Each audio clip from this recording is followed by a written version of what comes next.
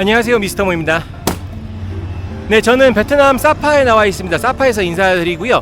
오늘은 제가 사파에서 하노이로 넘어가는 날입니다.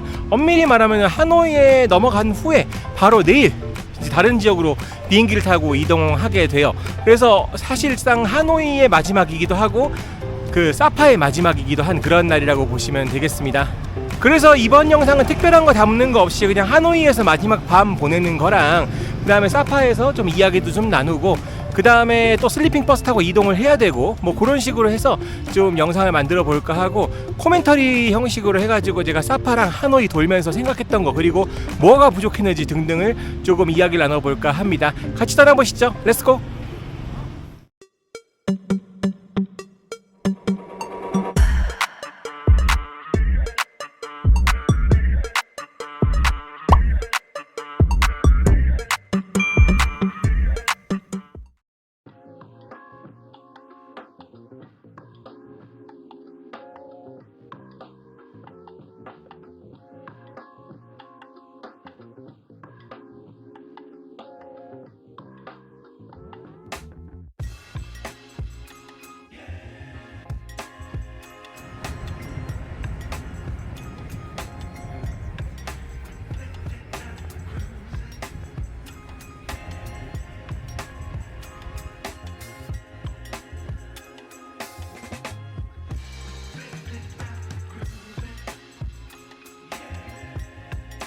네, 주문한 커피가 나왔습니다. 야, 화이트 커피예요. 맛있겠죠? 이것도 아마 분명히 일반적인 베트남 커피처럼 좀 달달할 거예요. 그리고 여기는 차도 한 잔 주네. 아, 서비스 좋아요. 버스를 기다리면서 잠깐 코멘트 좀 하려고 차를 마시려고 들어왔습니다. 로컬들처럼 이렇게 테라스에 앉았어요. 생각해보면 베트남 사람들은 이렇게 테라스에서 바깥을 보면서 커피 마시는 걸 좋아하더라고요. 매연 같은 거 신경 안 쓰나 봐요. 일단 코멘터리 하기 전에 한잔 하겠습니다.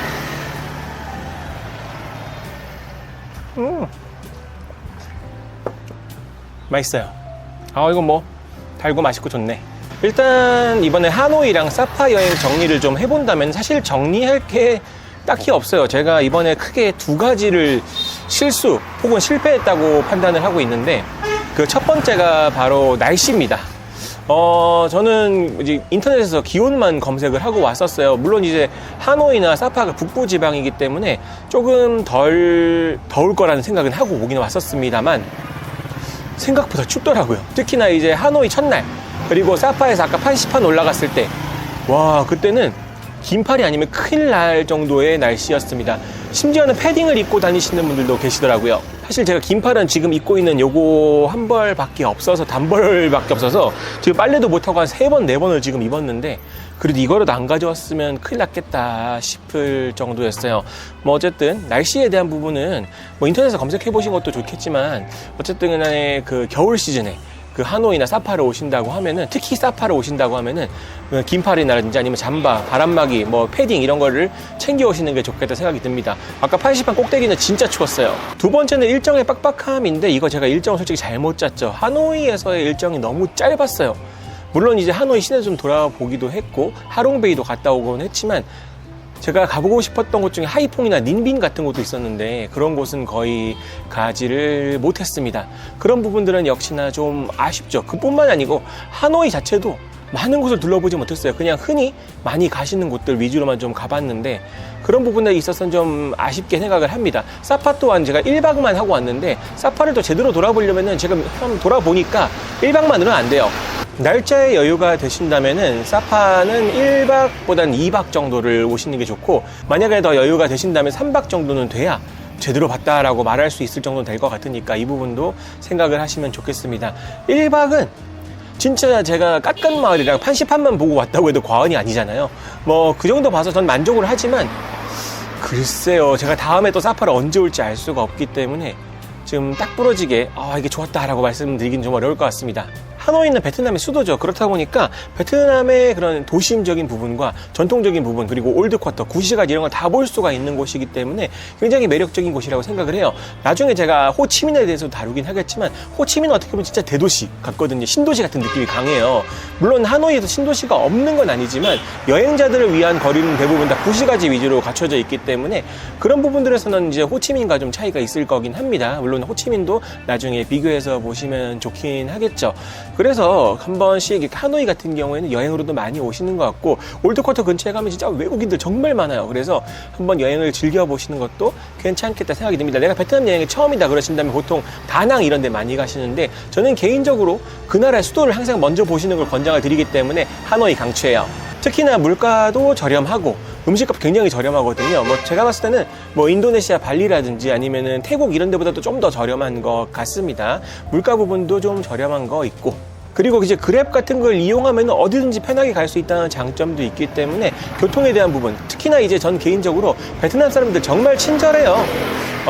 제가 느끼기로는 관광적인 측면만 봤을 때는 일본 사람들보다 더 친절한 게 아닌가 이런 생각이 들 정도로 굉장히 좋은 사람들의 그 이미지를 받았습니다. 뭐랄까 좋은 영향력이라고 할까요? 그런 것들을 좀 많이 받았어요. 그래서 여튼 괜찮은 추억이 될 수 있는 그런 여행이 아닐까 생각합니다. 2019년에도 왔었을 때 좋았는데 이번에 또 뭐 짧은 기간이었지만 꽤나 즐거운 시간 보낼 수 있지 않았나 생각해요. 자, 이제 다음 영상은 제가 나트랑으로 갈 텐데 나트랑은 하노이보다 일정이 더 짧습니다. 게다가 일정이 더 빡세요. 그래서 야, 하노이 때도 진짜 빡셌는데 나트랑은 아시다시피 휴양지잖아요. 휴양지인데 더 빡세게 생겼다 이런 생각하니까 머리가 아픕니다. 영상 몇 편 나올지도 잘 모를 뿐더러 영상이 중요한 게 아니에요. 제가 지금 뭐 보셨겠지만 지난번 제가 그 사파 시내 보여드릴 때 보셨겠지만 또 다쳤어요. 이 상태로 제가 나트랑 일정을 어떻게 수행할 수 있을지 감도 안 오는데 뭐 일단 들이대 봐야 되지 않겠습니까? 아마 다음 영상에서 제가 나트랑으로 가는 영상 보여드릴 건데 뭐 그건 다음 편에서 기대해 주시고 이제 저는 슬리핑 버스를 타고 하노이로 다시 넘어갑니다. 네, 드디어 제가 타고 갈 버스가 도착했습니다. 아, 이 핑크한 버스 볼 때마다 적응이 안 돼요. 저 헬로키티는 무엇이고 이 꽃들은 무엇인가. 뭐 이제 이걸 타고 누워서 또 6시간 반 열심히 달려가지고 하노이에 가야겠죠. 아우 힘든 것보다 지겨워요 진짜. 네, 내부의 모습입니다. 저번에 올 때 탔던 거랑은 좀 디자인이 틀리네요. 뭐 드래곤볼 캐릭터들도 있고 그리고 지금 보시는 것처럼 올라왔어요. 네, 위에 있습니다. 아, 이것도 이게 여기 보면 발판 보이시죠? 이 발판 밟고 올라오면 되는데 저같이 덩치 큰 사람들은 위로 올라갔다 내려갔다 하는 것도 힘들어요. 이렇게 버스 구조도 좀 틀립니다. 뭐 이불 주는 거, 물 주는 건 똑같고 충전기가 전에 벽면에 있었는데 이번에 머리맡에 있어요. 그래서 머리로 아래로 이제 그 끈을 쭉 늘어뜨려 가지고 충전을 해야 되지 않을까 생각이 듭니다. 물을 이번에 2개 주네. 저번에 1개 주더니만. 여튼 이제 누워서 6시간 반 달려보도록 하지요.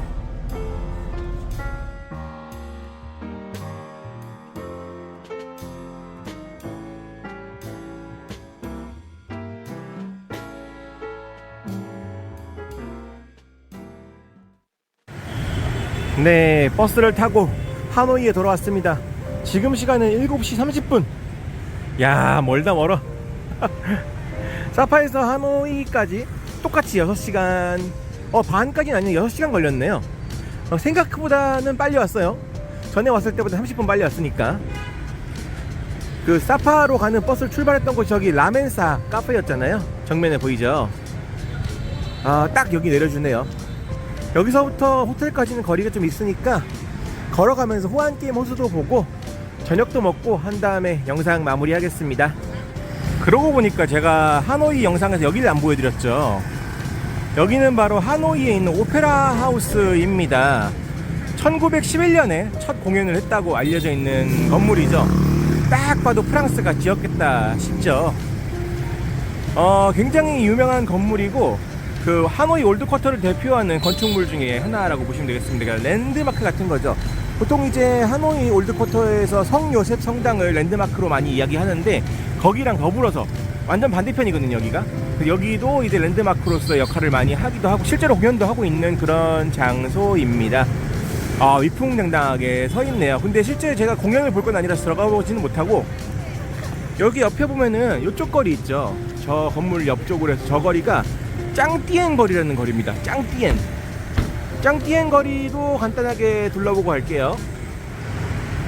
지금 제가 서 있는 이 거리가 짱띠엔 거리인데, 저쪽으로 넘어가면 아까 보셨던 오페라하우스 나오거든요. 그리고 이 길 따라서 쭉 이동하면은 호안게임 호수가 나옵니다. 호안게임에서 굉장히 가깝다고 보시면 될 것 같고요. 호안게임 남부 쪽에서, 이제 호수 남부 쪽에서 이어지는 그런 거리라고 보시면 돼요. 이 거리의 특징은 굉장히 비싸 보이는 가게들이 많이 있다는 겁니다. 보통 이제 호안게임 호수 근처가 올드코테라고 해서 무시가지 느낌이 많이 나는 곳이잖아요. 근데 여기만은 좀 이제 럭셔리하고 좀 브랜드 이름 있는 그런 가게들이 많이 몰린 그런 장소다라고 생각을 하셔도 좋겠어요. 백화점도 있고, 그리고 흔히 이야기하는 뭐 명품숍 같은 것도 있고, 그런 곳입니다. 특히나 이 안에는 아이스크림 가게가 모여있는 그런 곳이 있는데, 거기 굉장히 유명하다고 하더라고요. 저도 제 친구 덕분에 알게 됐는데, 거기는 제가 아이스크림 먹을 일은 지금은 없으니까 가서 어떤 분위기인지만 살짝 보여드릴게요. 네, 이렇게 생긴 거리로 들어가게 되면은 안쪽에 아이스크림 집이 정말 많아요. 가보실까요? 대략 이런 느낌. 제가 저번에 왔을 때는 주말이었어가지고 줄까지 서가면서 아이스크림 먹었는데, 오늘은 그 정도는 아니네요. 보통 이제 콘이나 바 같은 거를 팔고 가격도 저렴해요. 그래서 부담 없이 사 먹기도 좋고, 이미 사람들은 정말 많죠. 보면 이런 부스 하나하나가 다 아이스크림 집이라고 보시면 돼요. 그래서 꼭 여기 오셔가지고 간식 한 번씩 드시는 분들도 계시더라고요. 저도 개인적으로 추천드립니다. 콘 하나에 17,000동, 한국 돈으로 하면은 한 1,000원 좀 안 되는 금액이에요. 그래서 부담 없이 아이스크림을 즐기기 좋은데, 뭔가 굉장히 특별한 맛은 아니니까 그냥 이런 것도 추억이 될 수 있는 곳이다 라고 생각하시면 좋겠네요. 네, 호안게임 호수와 짱띠엔 거리가 만나는 곳에는 이렇게 백화점이 있습니다. 요게 이제 짱띠엔 플라자라는 곳이에요. 주로 내부에는 명품 많이 팔고, 준명품 팔고, 뭐 브랜드 팔고, 이런 집이라고 보시면 되고, 롯데 면세점도 들어와 있다는 이야기가 있습니다. 이 부분도 참고하시면 좋죠. 보통 이제 호안게임 근처에 화장실 찾기 어려울 때 여기로 오시는 분들도 계시긴 한데, 3층 어딘가에 숨어 있다고 하니까 이 부분도 알고 계시면 좋겠죠. 그리고 이쪽으로가 짱띠엔 거리, 그리고 바로 이쪽이 호안게임 호수입니다. 이 정도로 가까워요. 그래서 호안게임 호수 한 바퀴 돌다가 가볍게 구경해 보시기 나쁘지 않을 것 같아요. 네, 다시 호안게임 호수에 돌아왔습니다. 하노이 여행을 대표하는 장소죠. 제가 여기를, 하노이를 다시 언제 올 수 있을지 이제는 가늠이 안 돼요. 제가 2019년도에 왔었고, 이번에 베트남 큰맘 먹고 온 거기 때문에 5년 만에 오긴 했지만, 향후 5년 이내에 제가 하노이를 또 오게 될지 어떨지는 지금으로선 예상이 안 됩니다. 그래서 최대한 많이 눈에 담아 놔야 될 것 같아요. 좋다. 하노이에서의 마지막 밤, 그래도 호안게임을 보니까 그래도 좀 마음이 편해지는 것 같습니다.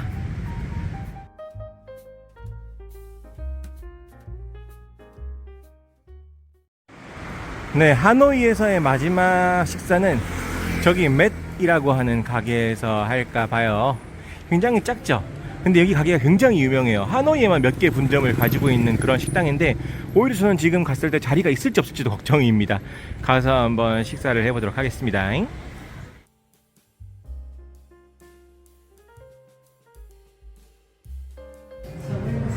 매장은 굉장히 좁고 테이블의 수가 많지 않아요. 대신에 복층으로 돼 있어가지고 그래도 어느 정도 사람을 수용할 수 있을 것 같습니다. 분위기 있죠, 식당. 보면은 기본적으로 소스 같은 것도 다 준비가 되어 있고요. 창가에 앉아서 먹고 싶었는데 뭐 지금은 핫한 시간이라 가지고 사람이 많아서 자리도 겨우 났습니다. 대기할 뻔했어요. 네, 주문한 메뉴가 다 나왔습니다. 먼저 스프링롤. 스프링롤은 이제 베트남 말로 냄이라고 해요. 냄. 그 다음에 공심채 볶음, 모닝글로리로 알려져 있죠. 그리고 오늘의 메인은 반새우입니다. 계란 부침개 같은 건데, 여기 라이스 페이퍼 있죠. 이 라이스 페이퍼에 말아가지고 야채랑 같이 해서 먹으면 되는 그런 메뉴예요. 하노이에서의 마지막 저녁 거하게 먹네요. 맛에 대한 이야기는 제가 쇼츠에 가서 하도록 할게요.